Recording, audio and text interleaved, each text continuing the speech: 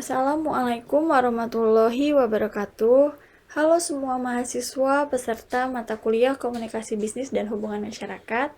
Selamat datang di mata kuliah Kombis dan Humas. Apa kabar semuanya? Mudah-mudahan senantiasa sehat walafiat ya. Oke, kali ini saya akan menjelaskan mengenai kontrak perkuliahan dari mata kuliah Komunikasi Bisnis dan Hubungan Masyarakat atau disingkat dengan mata kuliah Kombis dan Humas. Adapun kode mata kuliah ini yaitu KPM 313 dan memiliki bobot 3 SKS. Mata kuliah Komunikasi Bisnis dan Hubungan Masyarakat yang nanti akan disingkat menjadi mata kuliah Kombis dan Humas diampu oleh program studi Komunikasi dan Pengembangan Masyarakat. Dan mata kuliah ini merupakan mata kuliah peminatan bagi mahasiswa SKPM yang mengambil peminatan Komunikasi Pembangunan dan Penyuluhan. Dan mata kuliah ini bisa diambil oleh mahasiswa non-SKPM sebagai mata kuliah pilihan. Nah, prasyarat untuk bisa mengambil mata kuliah ini yaitu pastikan bahwa teman-teman sudah lulus dari mata kuliah dasar-dasar komunikasi pembangunan. Nah, nanti kita akan menggunakan strategi pembelajaran secara sinkronus dan asinkronus.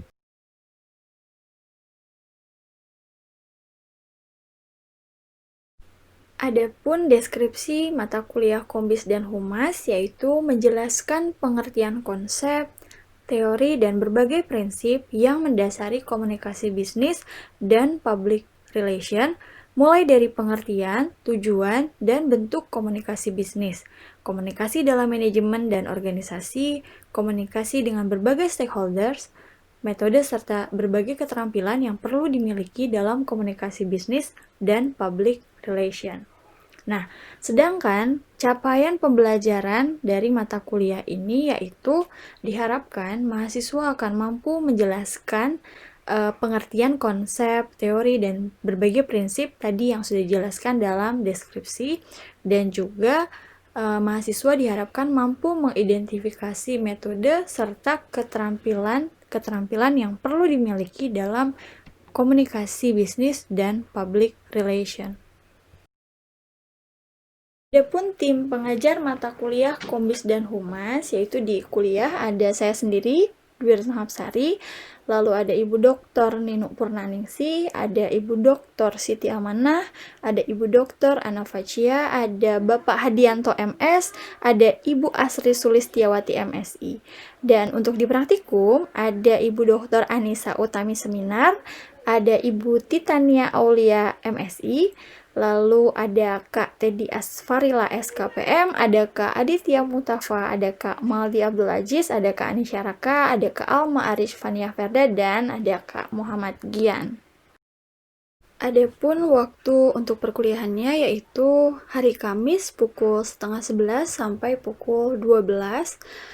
Kita akan daring di waktu tersebut, dan untuk praktikum kita ada 4 kelas, yaitu di hari Kamis ada pukul 1 sampai pukul 3 sore, dan di hari Jumat ada 3 kelas, dan sama semuanya pukul 3 sampai pukul 5, dan nama-nama pengajarnya bisa diperhatikan oleh teman-teman di slide terlampir.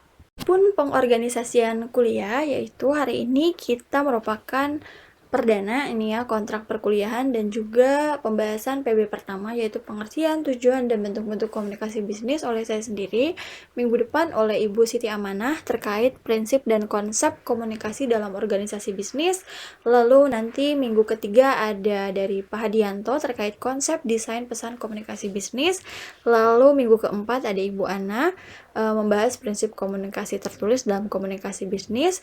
Lalu minggu kelima ada Ibu Ninu akan membahas prinsip lobby, negosiasi, dan hubungan pemerintah. Lalu di minggu ke-6 ada Ibu Asri akan membahas konsep komunikasi pemasaran.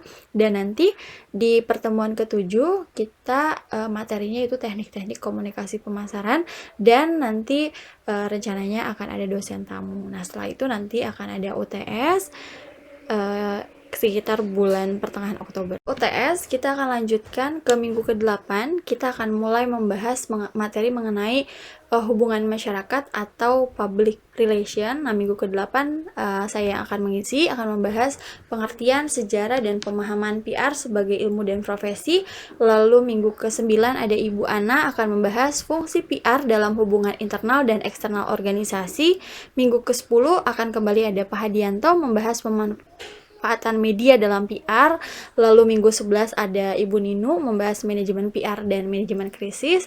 Lalu minggu ke-12 ada Ibu Amanah membahas public speaking untuk berbagai stakeholders. Lalu di minggu ke-13 ada Ibu Asri akan membahas bentuk penelitian PR, dan minggu ke-14 kita akan melaksanakan semacam lokakarya tugas akhir, dan diharapkan kita juga akan ada dosen tamu. Nah, setelah itu maka teman-teman akan melaksanakan UAS. Adapun pengorganisasian praktikum pada sesi UTS ini diawali dengan perkenalan, lalu nanti minggu kedua teman-teman akan membuat visualisasi komunikasi dalam organisasi bisnis menggunakan Google Jamboard. Wah, ini menarik sekali. Lalu minggu ketiga membuat poster berdasar prinsip 7C. Nah, ini juga sangat bermanfaat untuk teman-teman karena banyak aktivitas kita akan menggunakan poster ya. Lalu selanjutnya minggu keempat akan membahas mengenai CV, resume, dan wawancara kerja. Terus minggu kelima itu akan ada praktek wawancara kerja. Minggu keenam kita akan juga role play, lobby tentang negosiasi juga dengan menggunakan jeruk Mendoza. Dan minggu ketujuh yaitu menceritakan kembali hasil analisis film Thank You for Smoking pada New Media. Jadi sangat kekinian sekali materi-materi praktikumnya.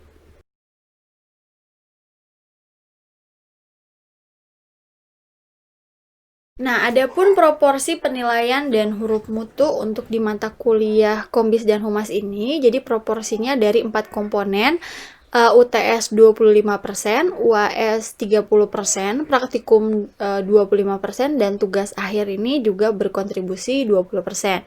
Nah, adapun huruf mutu yang kami gunakan di mata kuliah Kombis dan Humas, jadi kalau teman-teman ingin memperoleh nilai A, maka nilainya harus lebih dari atau sama dengan 80. Nah, untuk selanjutnya untuk tentang A, B, B, C, C, D, dan E ya, itu bisa dilihat di slide terlampir.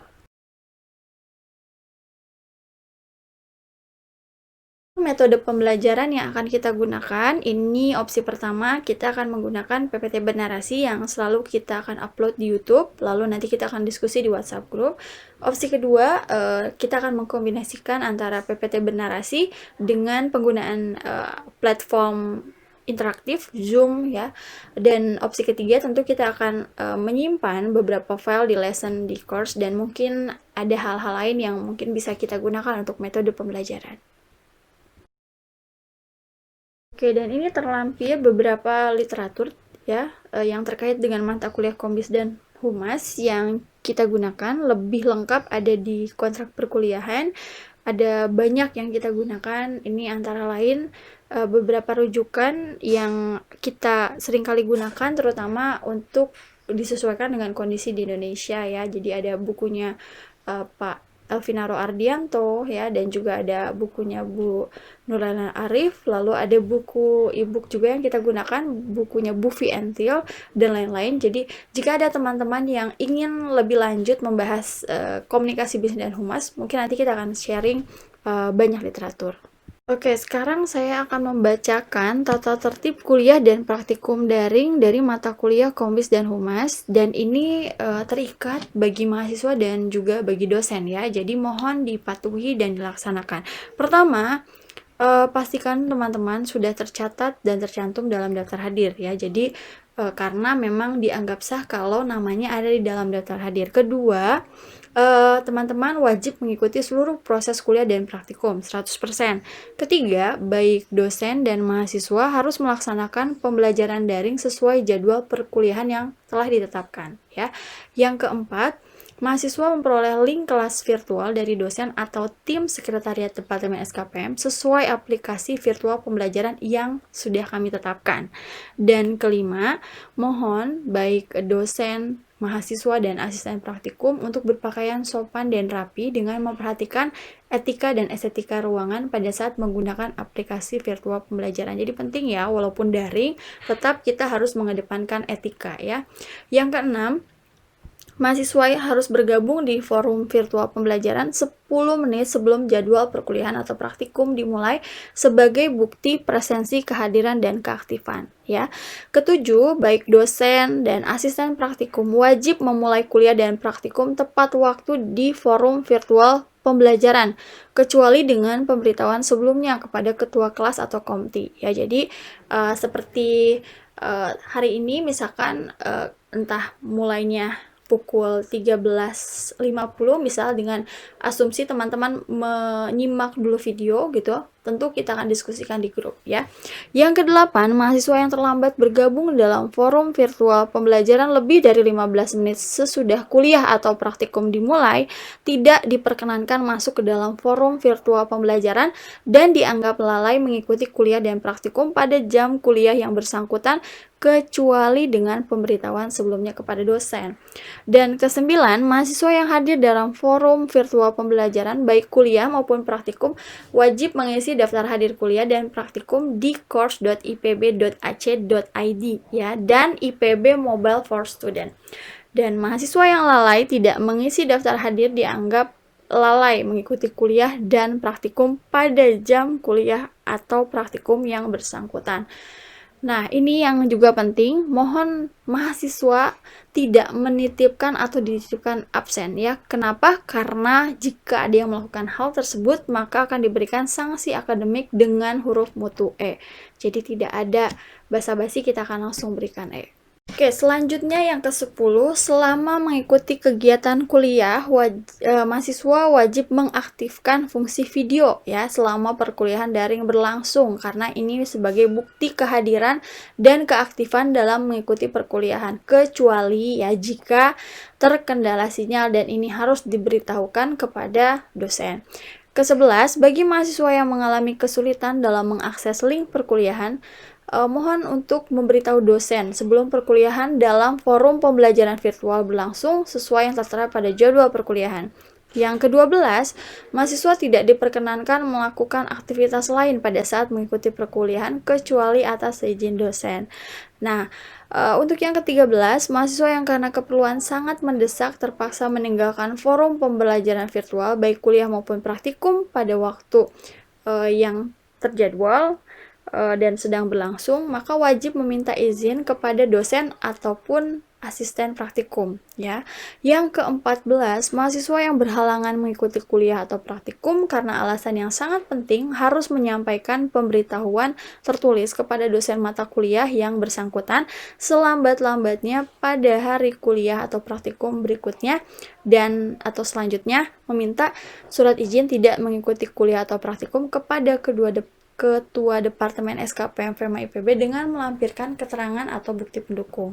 Yang ke-15, permohonan izin tidak mengikuti kuliah karena kegiatan kemahasiswaan dikeluarkan oleh Wakil Rektor IPB Bidang Akademik dan Kemahasiswaan atau WRAK melalui Direktorat Kemahasiswaan IPB atau Ketua Departemen SKPM FEMA IPB.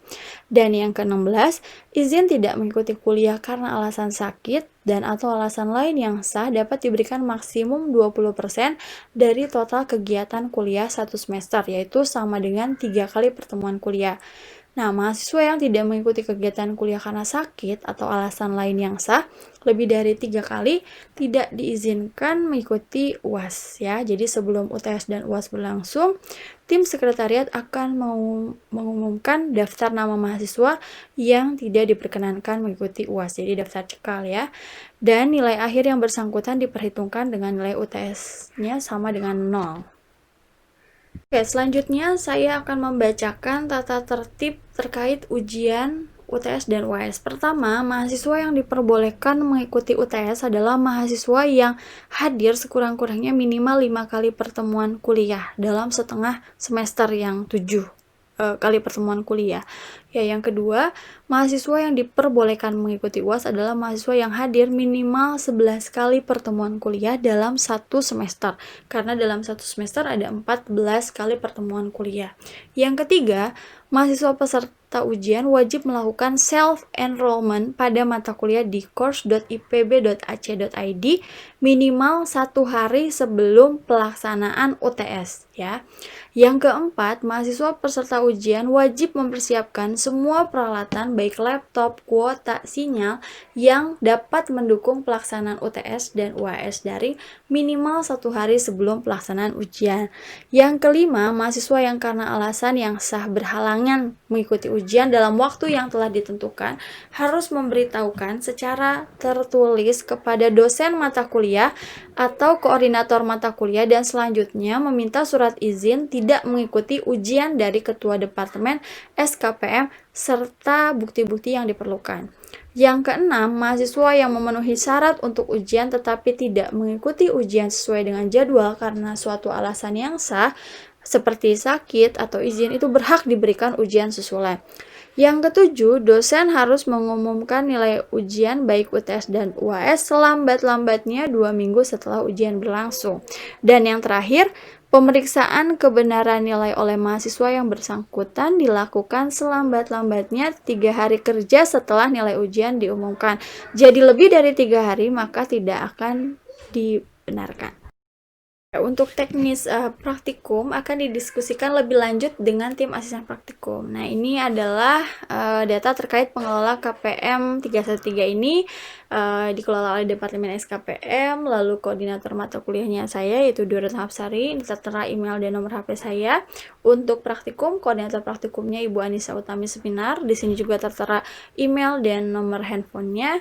Dan ada juga tim administrasi pendidikan, ada Ibu Anggra, ada Ibu Rahma, dan ada Pak Cepri. Jadi kalau ada apa-apa silahkan teman-teman menghubungi kontak yang terlampir. Oke, demikian penjelasan kontrak perkuliahan dari mata kuliah Komunikasi Bisnis dan Hubungan Masyarakat. Selamat mengikuti mata kuliah ini, tetap semangat dan tetap sehat. Saya tutup, terima kasih. Wassalamualaikum warahmatullahi wabarakatuh.